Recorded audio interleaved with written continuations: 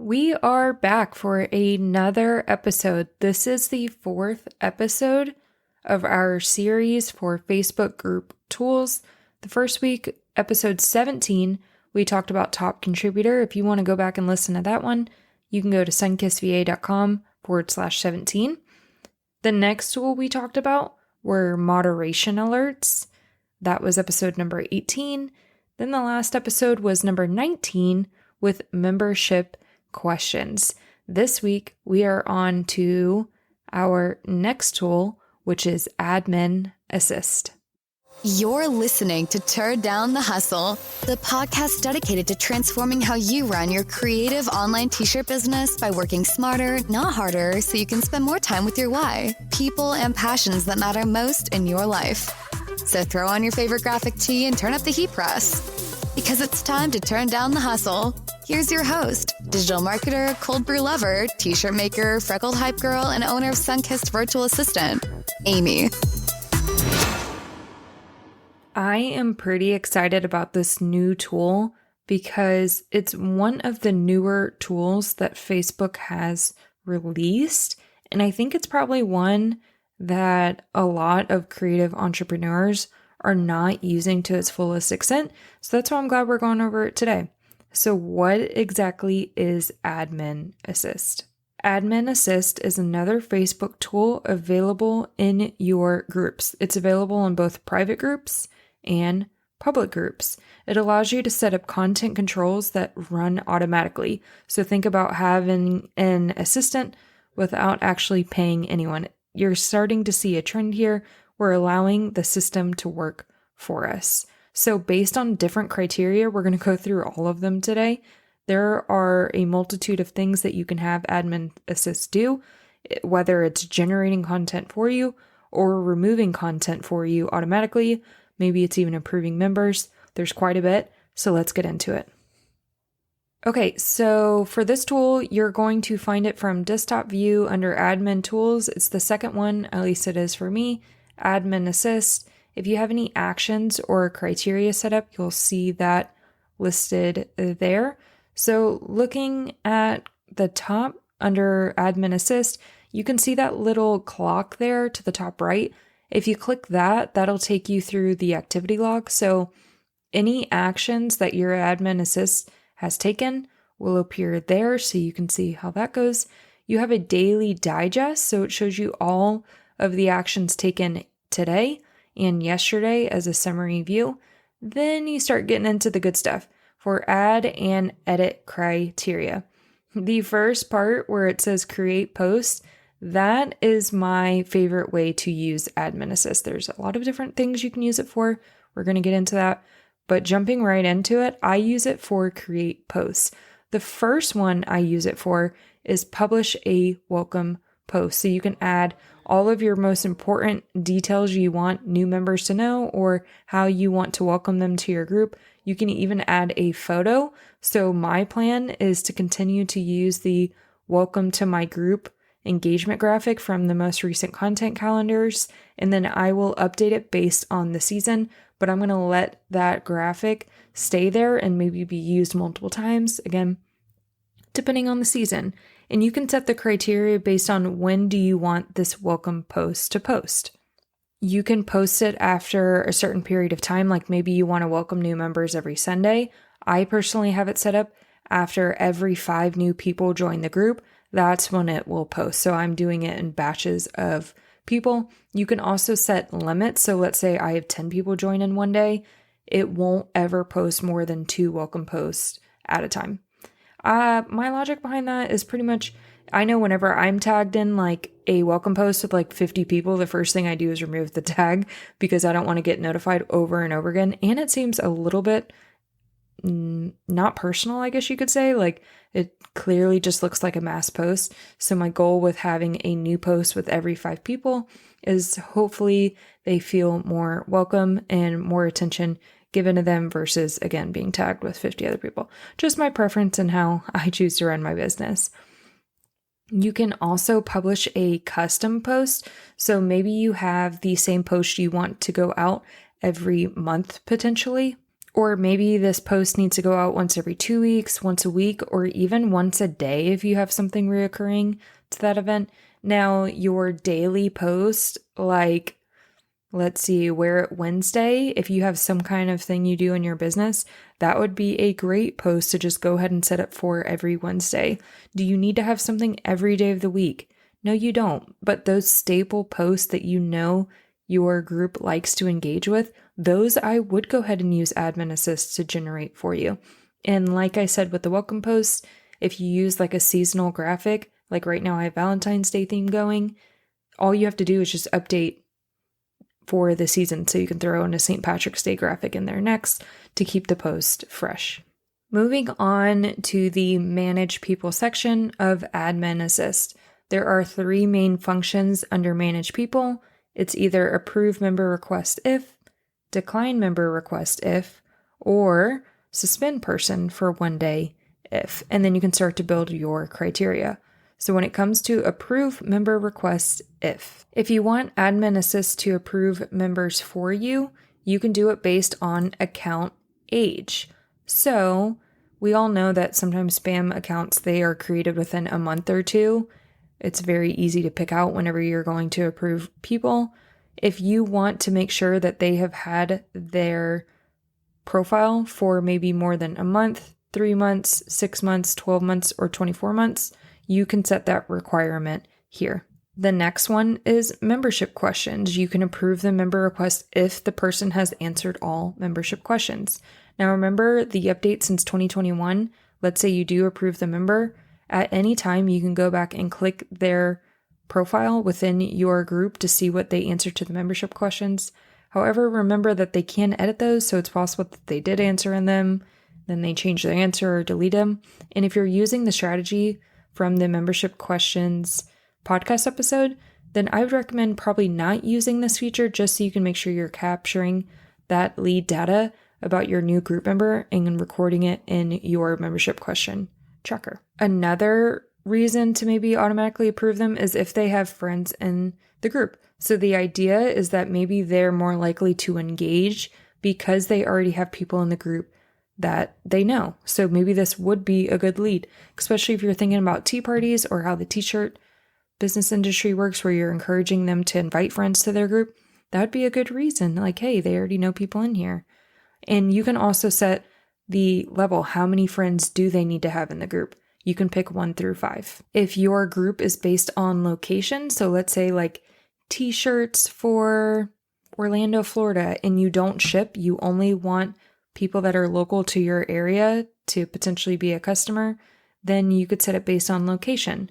So if your member is within X number of miles of a certain location, then they can be approved. So on the inverse side, you can also automatically decline member requests if, we already talked about new account, if their account does not meet the criteria for the group. Or maybe they didn't agree to group rules, or they didn't answer the membership questions. The last one is interesting, or if they don't have a profile picture. The last option you have under Manage People is to suspend people.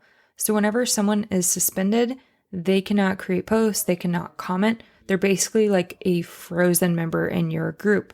And you can create different criteria so your Admin Assist will automatically suspend somebody. For instance, you can create this based on if they've had so many comments removed. So if you're removing like 5 comments of theirs, you can set it to where that will automatically suspend them.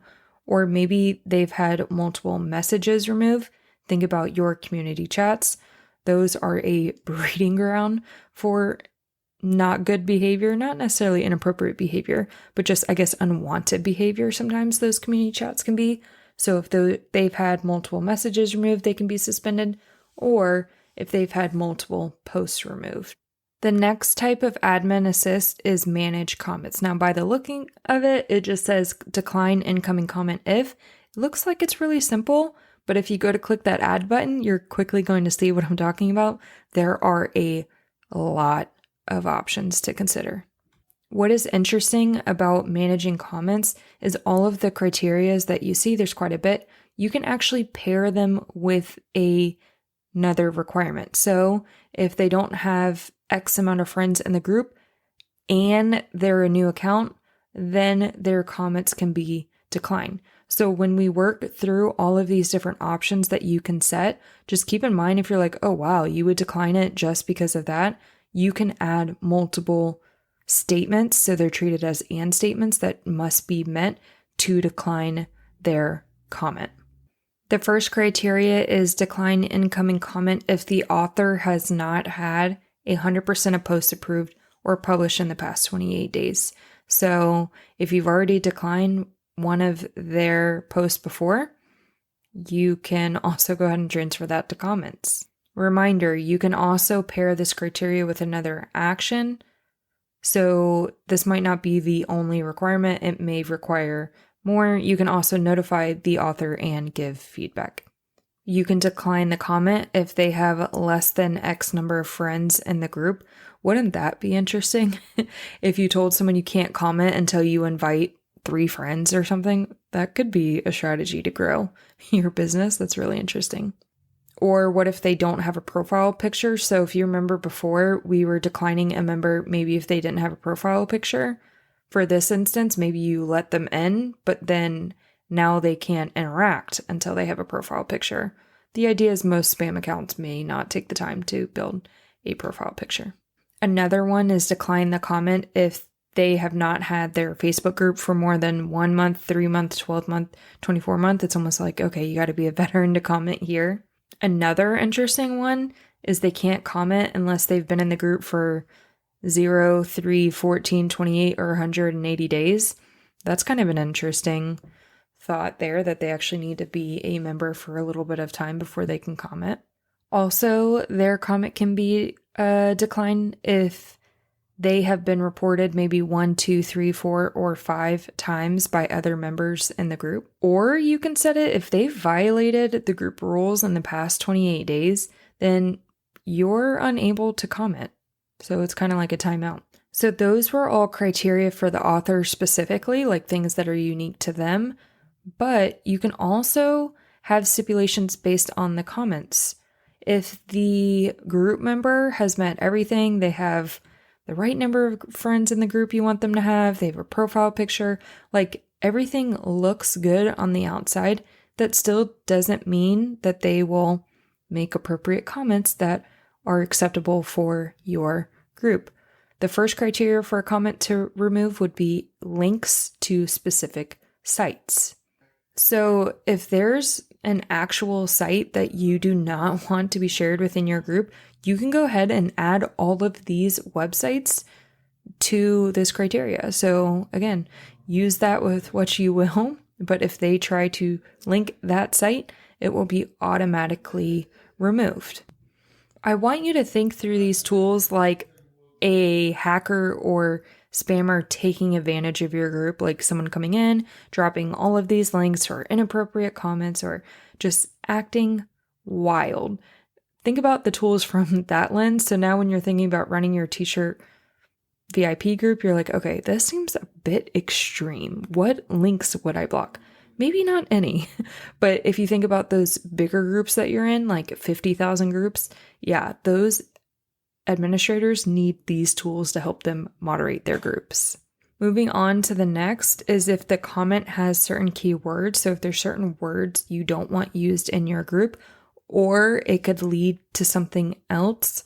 Like if you have poachers in your group, like I can make this or something like that, or shop with me, something like that. We have all had that before where someone has thought that our personal business group was their green light to sell their own products. Or if this comment has commonly reported words on Facebook. So if there's certain words that get reported on Facebook all the time, you might not know and list them out completely, or you might not even know what all these words are, but you can turn this setting on and Facebook will help back you up. Another interesting option is a link in comment. Some groups don't allow you to share links, period. Like no outside links. So you can set that up. If a comment has a link, you can remove it. Interestingly enough, is if the comment does not have a link. So I guess there's some instances in groups where if you're going to comment, you need to link an outside resource. So that's kind of interesting. So if you don't meet the criteria, it could be removed. Similar to the link, you can also remove comments if it has a video, or the opposite is true, comment does not have a video. But again, just think about worst case scenarios of maybe why you don't want videos posted unless you can vet them. So maybe some group owners just think it's better to just allow no videos in the comments. This one probably would not work well for any of our groups, but another one is comment has fewer than 10 characters, so the comment length. And Facebook says that comments with fewer than 10 characters are more likely to be spam. So like our counting game where we're having our members count, try to get to 100, that's only one character or maybe two depending on the number, and they're commenting very frequently. That's probably not a setting you want to turn on. The last tool with Admin Assist is managing messages. This is in regards to your community chats. What a cool feature. You can have group chats inside of your Facebook group, and it's all based on members that are in your group can be in that chat. But oh my gosh, they can get out of hand quick. And I think Facebook realizes that with adding a feature for Admin Assist. This is going to be repetitive for a lot of the criterias based on the other sections we already talked about. But their criteria for author, you can set percentage of posts approved, no profile picture, new account, violated group links, or new to group and sends a link. Because if you think about it, sometimes spammers, they just join a group and then right away want to send out a link. That could also be a reason to remove that message. Now, interestingly enough, the criteria for a message. So if someone puts a credit card number in a message, you can remove that message. Or if they put an email address in a message, that could also get removed. Link to specific sites we already talked about, or if there's a link period in messages, so maybe you don't want links in those community chats, you can set that up. Phone number in message, photo in message, video or GIF in message, keywords in message, or message is repetitive. Again, think through it like a spammer's mindset or a hacker's mindset. Hacker's not a good word. Spammer. So they're just coming in there trying to blast data, whether they are just doing it to send inappropriate things, or maybe they're joining your group with not good intentions. That's what we kind of want to think about. And using these tools, you can help alleviate some of that. I'd love to know which of these tools you're going to check out, whether it's using Admin Assist to create posts for you, manage people, manage posts, manage comments, or manage messages. Hop over to our Facebook group, Turn Down the Hustle Podcast, search it on Facebook, join the group, and let's talk about it. It's time to wrap up another incredible episode of Turn Down the Hustle. I hope you've enjoyed today's episode and found some valuable insights to fuel your journey. Don't forget to visit sunkissva.com/podcast to access the show notes for this episode. You'll find all the links mentioned in today's discussion, along with actionable tips and resources to help you implement what we've discussed. Lastly, make sure to hit that follow button so you never miss another episode. I'll be here cheering you on and sharing more inspiration and strategies to help you turn down the hustle and work smarter, not harder. I'm so honored to be a part of your journey. Until next time.